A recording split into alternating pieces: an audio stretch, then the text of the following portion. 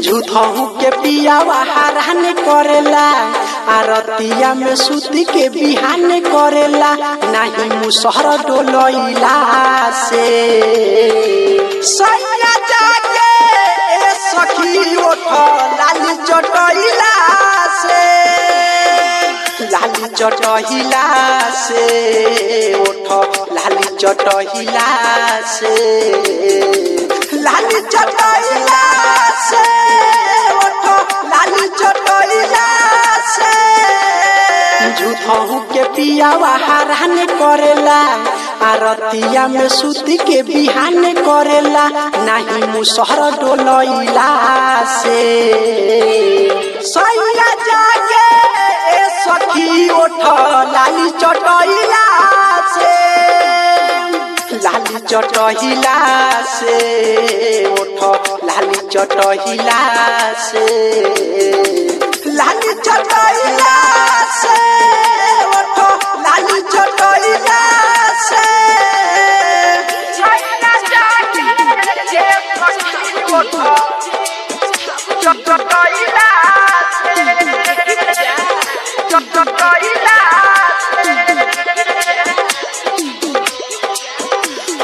पहिले तो कैलक जियान अब तो होखे न सकान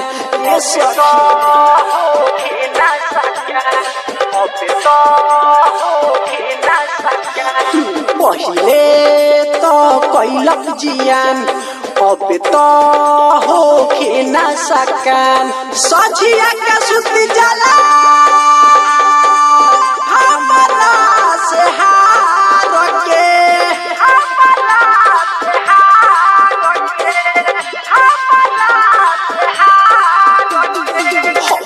जवानी बम बम करता सखी रे भातार हमर दम धरता नहीं ओढ़ाना ओढ़ैला से सैया जाके सखी उठ लाली चटैला से लाली चटैला से उठ लाली चटैला से लाली चटैला से लाली चटैला से सैया जाके सखी उठ चटैला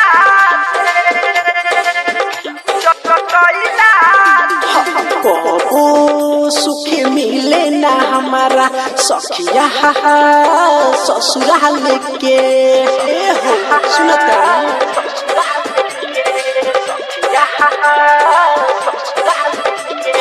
कबो सुख मिले ना हमारा सखिया ससुराल के उमे से यारवा होरला कसार के होरला कसार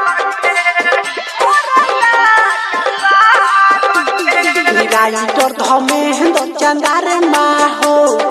कबो नहीं भरे हमर फारमा हो नहीं देहिया हिलैला से सैया जाके सखी उठ लाली चटैला से लाली चटैला से उठ लाली चटैला से लाली चटैला से उठ लाली चटैला से झूठहू के पियावा हरान करेला आरतिया में सूती के बिहान करेला नहीं मुसहर डोलैला से सैया जाके सखी उठ लाली चटैला से लाली चटैला से उठ लाली चटैला से लाली चटैला से उठ लाली चटैला से गंगा रिकॉर्डिंग स्टूडियो तरैया।